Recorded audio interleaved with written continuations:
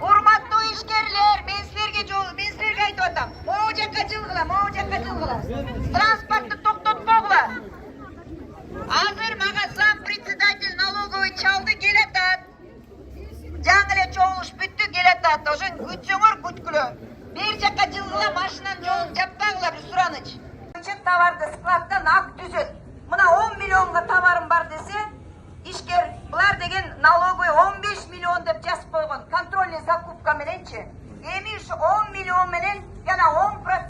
Дордой никогда не выходил никакие митинги. Дордой всегда решал вопросы конструктивным диалогом. Поэтому сейчас давайте не будем поддаваться каким-то провокациям. Поднимаем руки, выходите и говорите свои недовольства. А еще лучше, чей склад проверили, кого заставили платить 10%, выйдите сюда. Кто действительно этим коснулся? Выходите сюда, ничего не бойтесь и говорите.